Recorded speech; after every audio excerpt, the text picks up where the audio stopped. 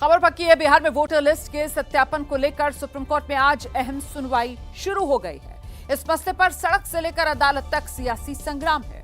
Congress, RJD समेत India गठबंधन की 9 पार्टियों ने वोटर लिस्ट सत्यापन की प्रक्रिया पर फौरन रोक लगाने की मांग की है और दूसरी तरफ वकील अश्विनी उपाध्याय ने याचिका दायर करके कहा है कि सिर्फ भारतीय नागरिकों को ही वोट देने का हक मिलना चाहिए। इस मुद्दे पर बिहार में विपक्षी दलों के तीखे प्रदर्शन और चुनाव आयोग के सख्त रुख ने माहौल को और गर्मा दिया है। तो बड़ी खबर इस वक्त की आपको बता दें, सुप्रीम कोर्ट में ये मामला आ चुका है, सुनवाई शुरू हो गई है, ये जानकारी सामने आई है। सोमवार को याचिका अदालत के सामने पहुंची थी और अदालत ने आज 10 जुलाई दिन गुरुवार तय किया था इस मामले में सुनवाई के लिए। तो बिहार में वोटिंग लिस्ट के सत्यापन का मामला जो special intensive revision voter list में है, चुनाव आयोग की तरफ से जो फैसला लिया गया है उसी के खिलाफ बिहार के राजनीतिक दल, इसके अलावा एडीआर, टीएमसी सांसद महुआ मोइत्रा, अलग अलग याचिकाएं हैं जो सुप्रीम कोर्ट में पहुंची हुई हैं और वो सीधे सीधे इस वोटर लिस्ट में जो रिवीजन का फैसला चुनाव आयोग का है उस पर फिलहाल रोक की मांग कर रही हैं। ज्यादातर याचिकाओं में आधार ये बनाया गया है कि इतने कम समय में, क्योंकि महज 3 महीने बाद ही बिहार में विधानसभा चुनाव होने हैं, इतने कम समय में ये प्रक्रिया सही तरीके से पूरी नहीं हो पाएगी और नागरिकों का जो वोट देने का अधिकार है वो प्रभावित होगा, इसीलिए फिलहाल इसे रोका जाए। अदालत की तरफ से इस मामले में चुनाव आयोग से जवाब देने को कहा गया था। चुनाव आयोग का जवाब आज अदालत में क्या सामने आएगा, इस पर भी हमारी नजर है। अदालत का इस पूरे मामले पर क्या रुख रहता है ये भी देखना होगा।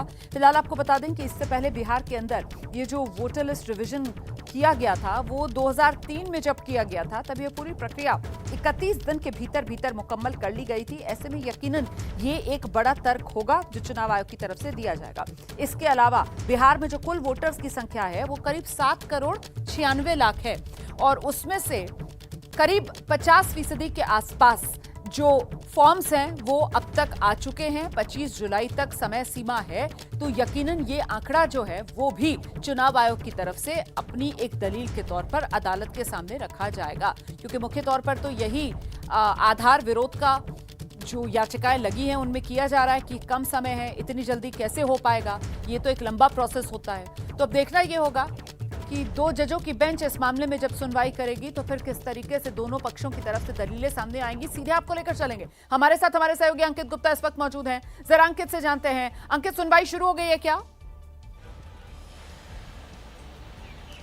बिल्कुल, सुनवाई शुरू हो गई, मामले की सुनवाई शुरू हो गई है और सबसे पहले चुनाव आयोग के वकील ने कहा है कि इस मामले में जितनी याचिकाएं दायर हुई हैं सबकी कॉपी नहीं मिली है, क्योंकि जब मामले की पिछली सुनवाई हुई थी तो सुप्रीम कोर्ट ने तमाम याचिकाकर्ताओं से कहा था कि आप चुनाव आयोग को अपनी याचिका की जो है कॉपी दे दीजिए, जिससे कि जब अगली सुनवाई हो तो चुनाव आयोग का पक्ष सामने आ सके। लेकिन चुनाव आयोग के वकील ने सुनवाई शुरू होते ही कहा कि इस मामले में जितनी भी याचिकाएं दायर हुई हैं उन सबकी कॉपी नहीं मिली है। ऐसे में चुनाव आयोग के पास में अधूरी जानकारी है कि आखिर सुप्रीम कोर्ट से मांग क्या क्या की गई है। और रुमाना यह भी बताना जरूरी है कि ऐसा चुनाव आयोग क्यों कह रहा है। उसकी वजह यह है कि जब पिछली सुनवाई हुई थी उसके बाद में भी सुप्रीम कोर्ट में आधा दर्जन के आसपास याचिकाएं पहुंच चुकी हैं और इसी वजह से चुनाव आयोग का यह तर्क कि जब हमको पता ही नहीं है कि आखिर मांगा क्या जा रहा है तो हम अपना जवाब कैसे देंगे। इस सबके बीच में जो वकील जो है याचिकाकर्ता के वकील हैं गोपाल शंकर नारायण, वरिष्ठ वकील हैं, उनका यह कहना है कि कानून में वोटर लिस्ट रिवीजन का प्रावधान तो जरूर है, वो संक्षिप्त भी हो सकता है और पूरी लिस्ट को नए सिरे से भी बनाया जा सकता है, लेकिन अभी वो उसमें क्या फैसला लेना है वो तर्कसंगत होना चाहिए। और अब क्या कहा जा रहा है, यह कहा जा रहा है कि इन्होंने नया शब्द निकाला है, स्पेशल इंटेंसिव रिवीजन यानी SIR। ये कहते हैं कि 2003 में भी यही किया गया था, लेकिन तब वोटरों की संख्या कम थी। अब 7 करोड़ से ज्यादा मतदाता हैं और अगर हम आधिकारिक आंकड़े की बात करें तो 7 करोड़ 90 लाख मतदाता हैं और इस हिसाब से पूरी प्रक्रिया को तेज गति से किया जा रहा है। यानी कि अब जो है यह बताया जा रहा है सुप्रीम कोर्ट को कि देखिए चुनाव आयोग कह रहा है कि 2002-03 में भी किया था उस दौरान, लेकिन जो मतदाता थे वो थे 4 करोड़ 96 लाख, लेकिन आज की तारीख में कितने हैं, 7 करोड़ 90 लाख। और चुनाव आयोग ये कह रहा है कि हम इसको तेजी से काम को कर रहे हैं, लेकिन उसमें भी क्या जो प्रक्रिया है वो सही तरीके से हो रही है या नहीं हो रही है, इन तमाम चीजों पर बहस शुरू हो चुकी है। जी, ऐसे में अभी जो तर्क है वो सिर्फ और सिर्फ चुनाव आयोग के वकील की तरफ से ही रखे जा रहे हैं, वही अपनी बात रख रहे हैं। अभी का अपडेट क्या है? जी नहीं, अभी जो इस मामले में याचिकाकर्ता हैं जिन्होंने चुनाव आयोग के खिलाफ याचिका दायर की है, उनके वकील ये बोल रहे हैं। और अब उन्होंने क्या कहा है? उन्होंने कहा है कि 11 दस्तावेज स्वीकार किए जा रहे हैं, आधार और वोटर आईडी कार्ड को भी स्वीकार नहीं किया जा रहा, पूरी प्रक्रिया मनमाने तरीके से चल रही है। तो वो ये बता रहे हैं कि देखिए 11 दस्तावेजों की सूची जो दी गई है उसमें आधार कार्ड नहीं है, वोटर आईडी कार्ड नहीं है, उसमें राशन कार्ड नहीं है, और इस प्रक्रिया को मनमाना प्रक्रिया बता रहे हैं। हालांकि चुनाव आयोग इससे पहले जब हमने उनसे बातचीत की, चुनाव आयोग का पक्ष जाना है, तो उनका यह कहना है कि आधार सिर्फ एक पहचान पत्र है, उससे आपकी नागरिकता सिद्ध नहीं होती। और देश का संविधान का अनुच्छेद 326 कहता है कि मतदाता वही हो सकता है जो कि देश का नागरिक हो। तो ऐसे में आधार को स्वीकार नहीं किया जा रहा। लेकिन जो वकील है सुप्रीम कोर्ट में, जो याचिकाकर्ता के वकील हैं, वो यही बता रहे हैं कि आधार, वोटर आईडी कार्ड और राशन कार्ड को भी आप स्वीकार नहीं कर रहे हैं, और इसी वजह से इस प्रक्रिया को मनमाना शब्द का इस्तेमाल किया है, मनमाना प्रक्रिया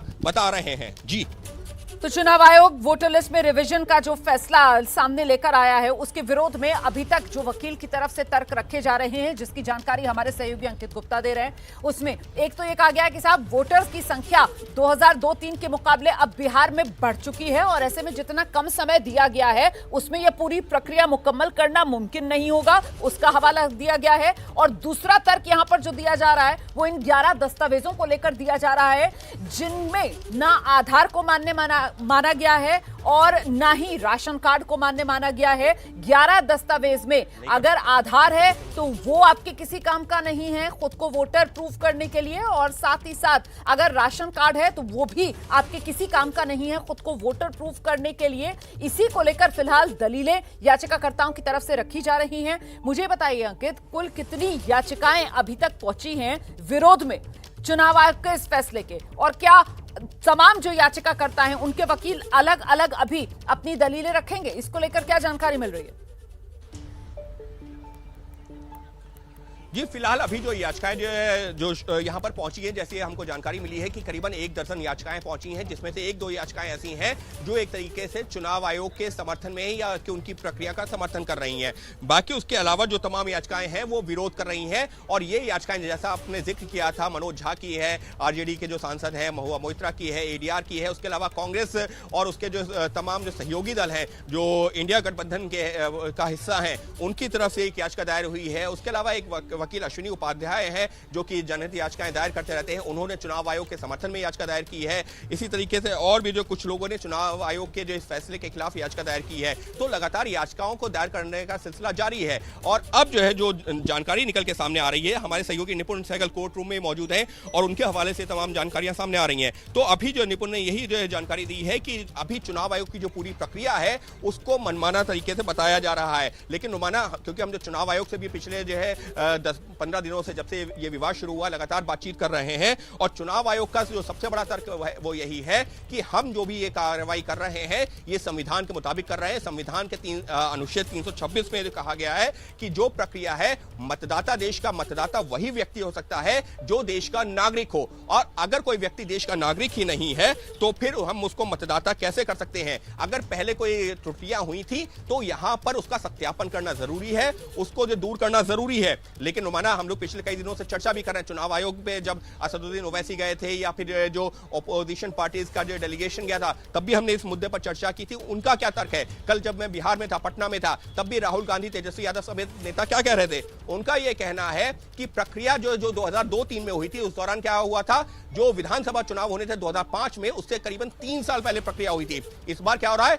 3 महीने पहले ये प्रक्रिया हो रही है। तो फिर आखिर इसको जो है जस्टिफाई कैसे किया जा सकता है? क्योंकि प्रक्रिया में सही कह रहे हैं। और देखिए अभी ये जो तर्क दिया जा रहा है याचिकाकर्ताओं की तरफ से कि चुनाव आयोग का आदेश मनमाना, जिसके जवाब में जैसा कि आपने बताया कि चुनाव आयोग की तरफ से कहा जा रहा है कि साहब जो वोटर है उसका सत्यापन करना यही तो चुनाव आयोग का काम है, फर्जी वोटर ना हो, उनकी छटाई हो, इसी अपनी भूमिका को चुनाव आयोग निभा रहा है। तो इसको लेकर सबसे बड़ा सवाल जो चुनाव आयोग पर दागा जा रहा है विरोधी दलों की तरफ से, विपक्षी पार्टियों की तरफ से, वो तो ये कि आखिरकार ऐसे में गलत वोटर्स को लेकर सूचना और जानकारी किसने चुनाव आयोग को पहुंचाई, जो चुनाव आयोग इतनी आनन फानन में इस पूरी कार्रवाई को, प्रक्रिया को अंजाम देना चाह रहा है। इस बीच तेजस्वी यादव क्या कह रहे हैं, सुनिए जरा।